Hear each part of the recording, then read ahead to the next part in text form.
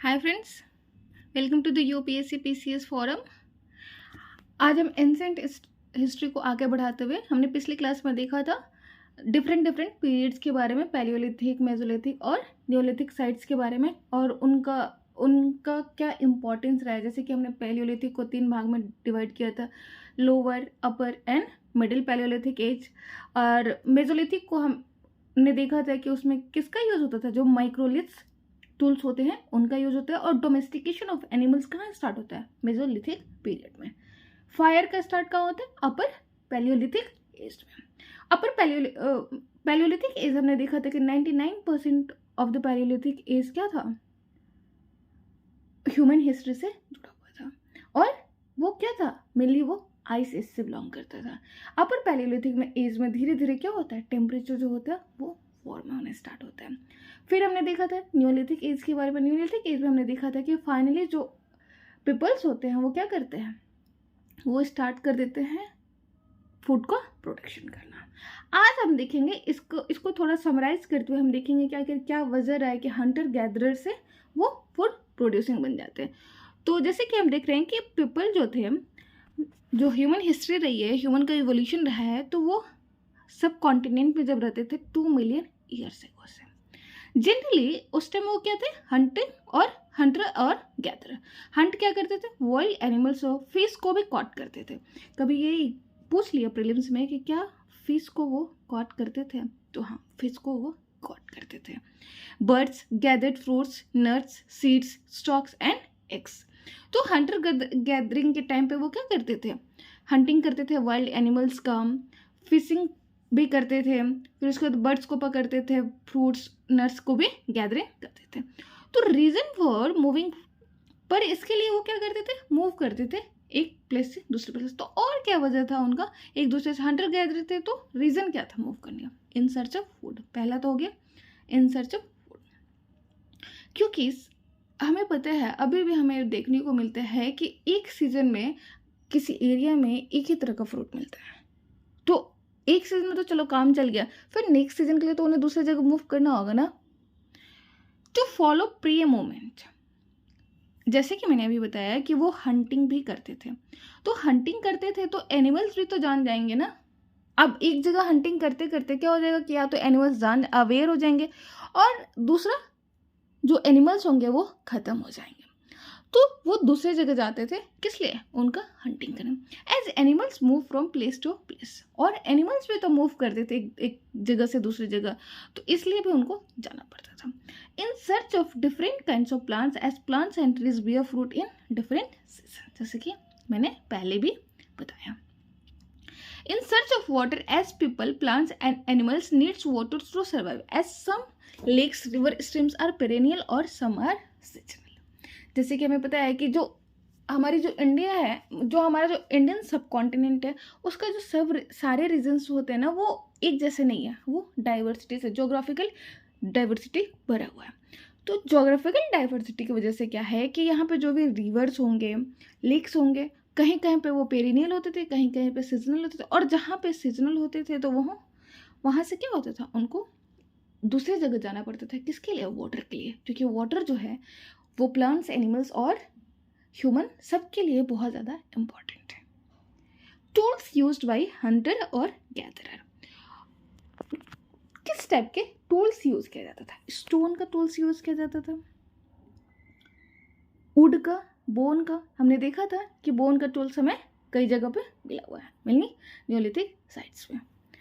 Stone tools use to cut meat, bone, scrap bark, chop fruits and roots, hides, animal skin. तो जो stone tools होते तो वो hard होगा तो वो क्या करेगा?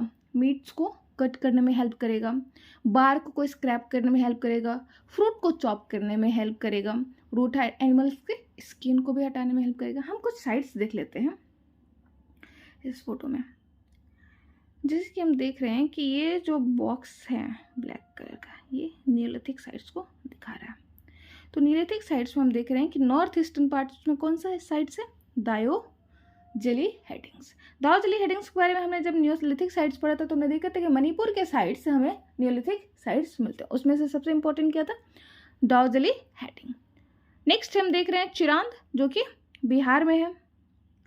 चिरांद ये भी क्या है, नियोलिथिक साइट्स है। आप कुछ नियोलिथिक साइट्स को ध्यान में रखें, क्योंकि हमें सारे तो याद नहीं रह सकते एग्जाम में, लेकिन कुछ रहेंगे तो हम एलिमिनेट करने में ये हमें हेल्प करेगा।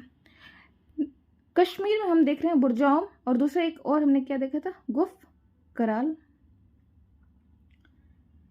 पाकिस्तान रीजन में हम देखते हैं क्या है, मेहरगढ़,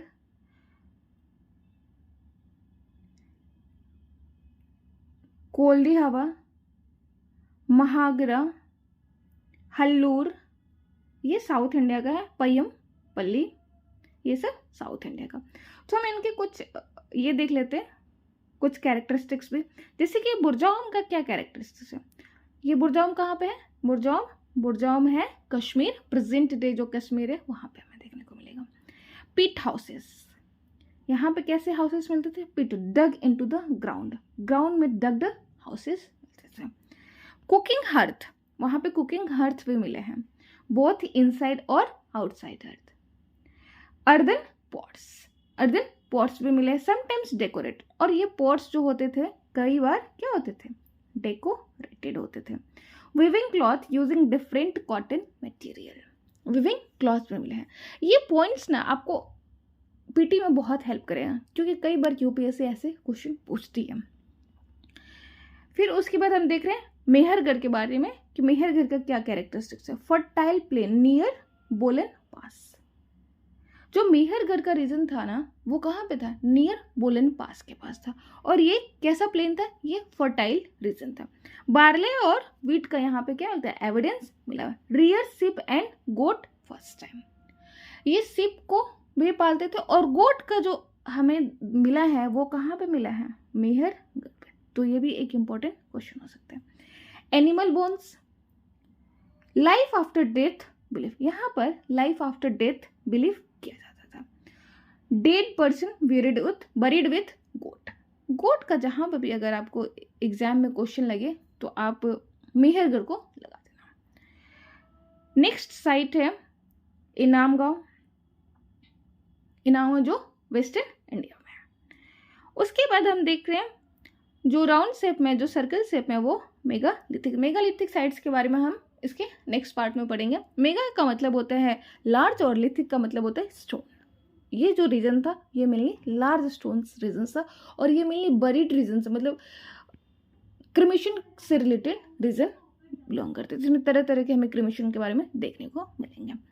तो इसमें कौन कौन से साइट्स हमें देखने को मिलते हैं, और मेनली जो मेगालिथिक साइट्स वो हैं वो हमें कहाँ मिले हैं, सदर्न इंडिया में, जैसे कि ब्रह्मगिरी हो गया, आदिचा, नलूर हो गया। उसके बाद देखते हैं पैलियोलिथिक साइट्स। पैलियोलिथिक साइट्स में कौन कौन से साइट्स है, एक तो भीमबेटका, जिसके बारे में वहाँ पे हमने देखा था कि क्या है, वहाँ पे रॉकेट स्ट्रक्चर है, वहाँ पे पीपल पहले कहाँ रहते थे, रॉकेट केव्स में रहते थे। दूसरे हैं Hunsgi Kurnool caves. Bhimbetka old sites with cave and rock painting.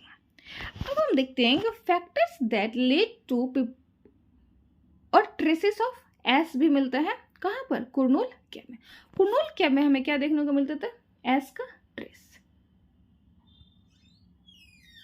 ठीक है। ट्रेसिंग ऑफ एस कहाँ मिलता है, कुर्नूल केव से। कुर्नूल केव्स कहाँ पे पड़ता है, आंध्र प्रदेश में। जिससे हमें क्या पता चलता है कि people are familiar to what, fire. ये किससे बिलोंग करता है, कुर्नूल केव्स नियोलिथिक एज से, सॉरी नियोलिथिक नहीं, पैलियोलिथिक साइट्स। और पैलियोलिथिक साइट्स में मैंने पहले भी बताया है कि पैलियोलिथिक साइट्स ही अपर पैलियोलिथिक साइट्स का पीरियड था जब किसका खोज हुआ था, फायर्स का। अब हम देख लेते हैं factors that lead to hunting gathering to growing food. तो वो कौन सा फैक्टर हुआ जिससे जो पीपल्स थे वो हंटिंग गैदरिंग से क्या करने लगे, फूड्स को ग्रो करने लगे। चेंजेस इन क्लाइमेट का चेंज होना, जैसे कि मैंने पहले ही बताया कि अपर पैलियोलिथिक एज में क्या होता है कि जो क्लाइमेट होता है वो धीरे धीरे वार्म होना स्टार्ट हो जाता है, टेम्परेचर बढ़ने से ह्यूमिडिटी इंक्रीज होने लगते हैं, तो शिफ्ट टू रिलेटिवली वार्म करने, और पीपल क्या होते हैं, रिलेटिवली वार्म रीजन में शिफ्ट होना स्टार्ट कर देते हैं। Development of grassland, due to change in climate it's leads to increase in number of deer, antelope, goat, sheep and cat. तो क्या होने लगता है ना कि ग्रासलैंड्स में बढ़ने लगते हैं, और ग्रासलैंड्स के बढ़ने के साथ साथ क्या होता है, इंक्रीज होता है नंबर ऑफ जो हर्बीवोर्स एनिमल्स होते हैं उनका भी नंबर इंक्रीज होने लगता है, और फिर इसको धीरे धीरे वो क्या करने लगते हैं, वो पालने लगते हैं अपने यूज के लिए। Herding and rearing of as they learn about their food habits and their breeding season. और इस धीरे धीरे इस पीरियड तक क्या होने लगता है ना कि न्यूलिथिक एज तक आते आते पीपल्स अवेयर होने लगते हैं वाइल्ड एनिमल्स के बारे में, उनके मूवमेंट्स के बारे में, ग्रोइंग सीजन्स के बारे में, फ्रूट्स के रैपनिंग के बारे में। तो उन्हें बहुत सारी चीज़ों को आइडिया लगने लगता है, और लर्न अबाउट किसके फूड हैबिट और ब्रीडिंग सीजन, किसके एनिमल्स के भी ब्रीडिंग सीजन के बारे में उनको पता है। Domestication of plants such as wheat, barley and rice, और वो प्लांट्स का डोमेस्टिकेशन मतलब प्लांट्स का प्लांटेशन भी करना स्टार्ट कर देते हैं, प्रोडक्शन करना स्टार्ट कर देते हैं। कब होना स्टार्ट होते हैं, न्यूलिथिक साइट्स में। और डोमेस्टिकेशन ऑफ एनिमल्स कब होने स्टार्ट होते हैं, डोमेस्टिकेशन ऑफ एनिमल स्टार्ट हो जाते हैं mesolithic. First animal to be tamed was the wild ancestor of dogs, और डॉग का जो वाइल्ड एंसेस्टर था वो पहला एनिमल था जिसको ह्यूमंस के द्वारा पहली बार क्या किया जाएगा, पालतू बनाया गया, and protected this animal from attack by other animals. और इस तरीके से वो ऐसे एनिमल्स को प्रोटेक्ट करने लगे, किससे, बचाने लगे, किससे, वाइल्ड एनिमल से। सम इम्पॉर्टेंट पॉइंट्स भी देख लेते हैं। ग्रेन यूज्ड, ग्रेन का उस टाइम किसके लिए यूज किया जाता था, फूड के लिए, गिफ्ट के लिए, सीड के लिए, stored in large clay pots में। मतलब ग्रेन्स का वो या तो यूज करते थे फूड के लिए, गिफ्ट के लिए, सीड के लिए, और वो किस में स्टोर करते थे, लार्ज क्ले पॉट्स में, और वो बास्केट्स मतलब बुना हुआ बास्केट्स में, और डग पिट्स में into the ground. Animal important source for, और एनिमल क्या बन गए थे धीरे धीरे, important source of milk, food और मीट का। Site, places where remains of things, sites किसको बोलते हैं, साइट्स किसको बोलते हैं, तो साइट्स वैसा प्लेस था जहाँ पे नंबर ऑफ थिंग्स रिमेनिंग मिलते हैं, जैसे कि tools, pots, buildings were found.